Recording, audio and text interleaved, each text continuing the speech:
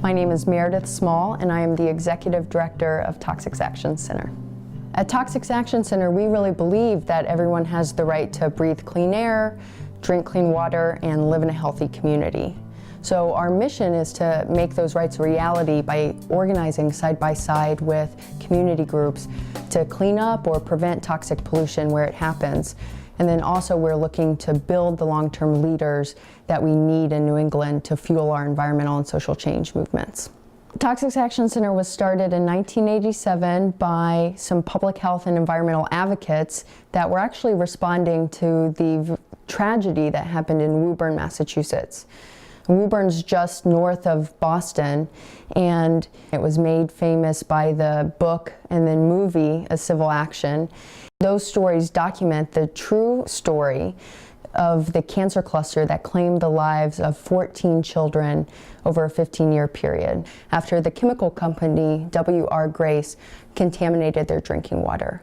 But after Woburn happened, other communities realized, well, this is happening in our community too, whether it's in Acton, whether it's in Holbrook, that toxic contamination was impacting drinking water supplies and impacting the quality of life in the communities. There was no group that existed during those times that was designed or really even had the capacity to help the residents and the families build the political power and stay organized in a way that they needed to really keep going. Government was just slow to act. And what that meant is that companies and corporations weren't held responsible for the actions that they were taking. So Toxics Action Center was founded to fill that void and essentially help other residents across New England face their own Woburn-like situations. 2012 marks Toxics Action Center's 25th anniversary, and over the last 25 years, our staff of organizers have worked with over 675 community groups throughout the region, and we estimate that we've actually directly trained over 10,000 individuals in the skills that they need to tackle local pollution problem. People join with their neighbors to organize against toxic pollution, not because it's a fun activity or because it's a nice hobby or even because they really care about the environment. People usually get involved in groups like this because either their health or their kids' health is directly threatened. I got a flyer in the mail that basically said, do you know this power plant is 2 miles from your house and pumping out sulfur dioxide and nitrogen oxide and really dirty, 2 to 3 times dirtier than all the other plants in Connecticut. My husband and I had a 5-year-old daughter at the time. It was like, well, yeah, I'm mad. Yeah, doesn't sound right, so I went to a meeting. We found out about the wells being contaminated through the town, as a matter of fact. I don't think I had any experience with activism until I started this. We're fighting a big mountain. I mean, 2 multi-billion-dollar corporations. This is where we live. This is our livelihood, and it wasn't about politics.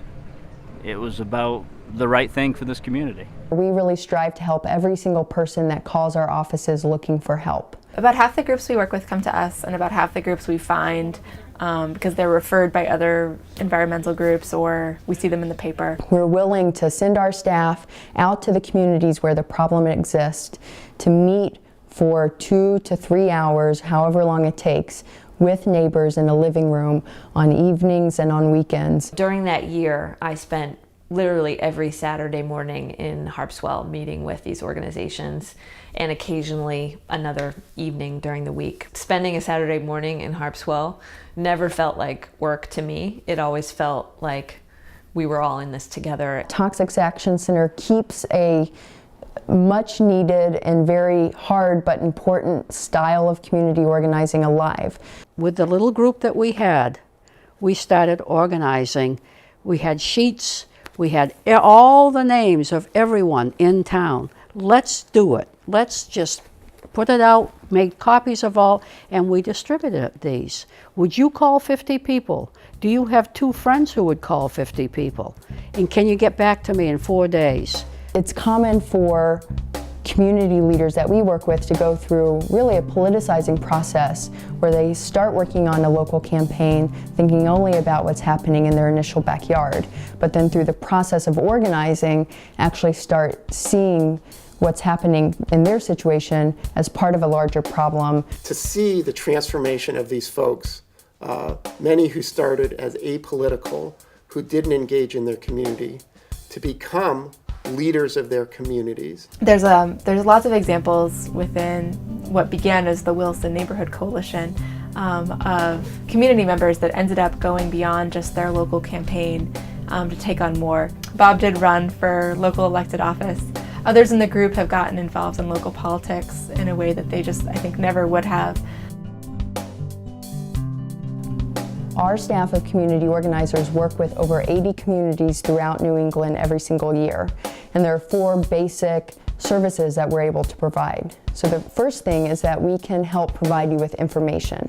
So we could help you read and understand the environmental and public health laws as they relate to the issue that you're facing, both how they work on paper and then also how they work in practice.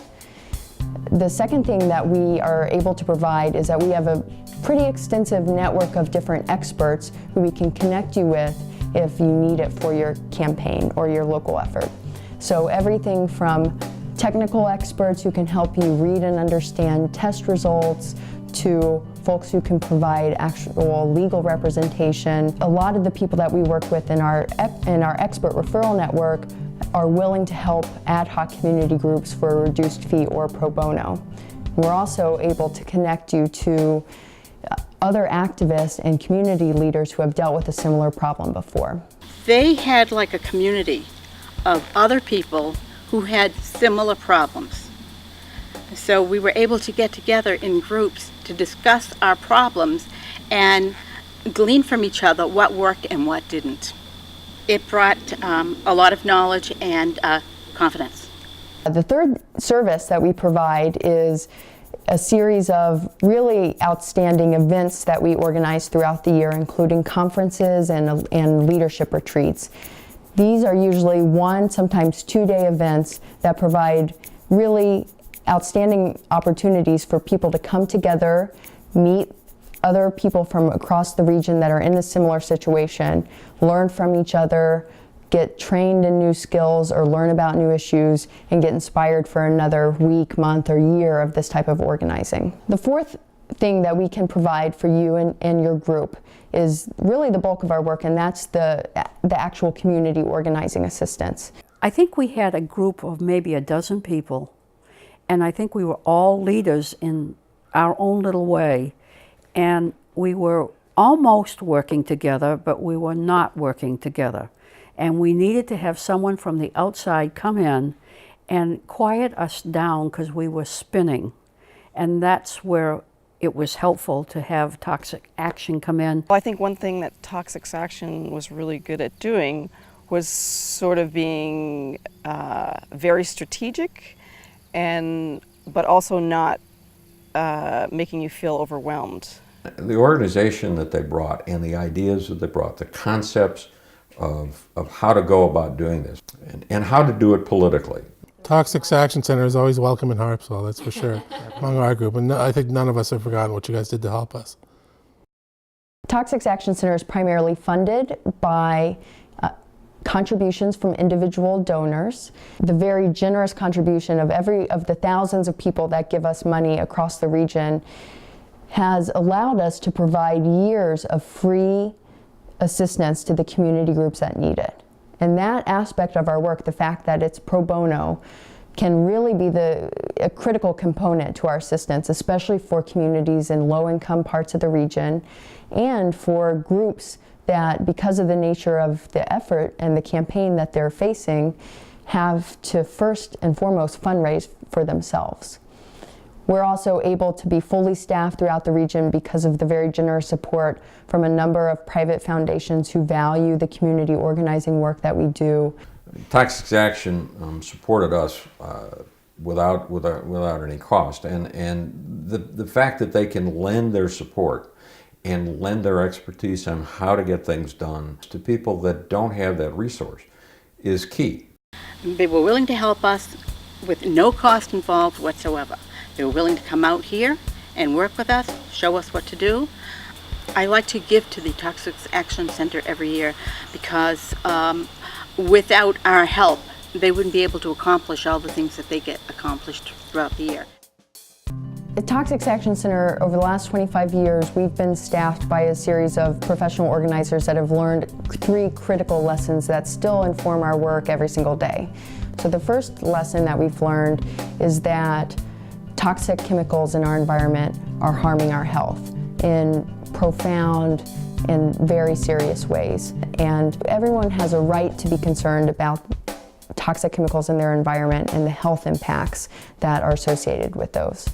The second lesson is that companies and polluters will go to extraordinary lengths to avoid taking responsibility for their messes. Unfortunately, we see this time and time again. The third lesson we've learned, and probably the most important lesson, is that despite incredible odds, that when really just these small neighborhood groups work together in a smart and strategic way, that they're able to build enough power at the local level to win against corporate polluters. It's crucial that Toxics Action Center continue to organize with community groups for another 25 years or more. Unfortunately, we are still getting calls every week from people living under a smokestack of an incinerator or a power plant, or people who have just found out that the air they breathe or the water they drink is actually unsafe, or from parents who call us concerned that their kid might be exposed to pesticides while they're at school. These problems still exist, and the need for our organizers to spend time working with community groups is just as great now as it ever has been. If you live in a community that is threatened by any sort of toxic pollution problem, or if you really just want to make your community a safer, more sustainable place, the first thing that you should do is call Toxics Action Center or email us to talk to one of our staff to figure out how we can be helpful. What better way to make a difference than fighting for your health and the environment and the health of your family? I mean, if that's not worth it, what is? The real message, I think, for activists everywhere is you may feel like the underdog at first, but your potential is limitless if you stick together. I came out of the experience realizing that as an individual, I can do a lot more than I thought I could do. And that's because I was working with a lot of other people and had good guidance.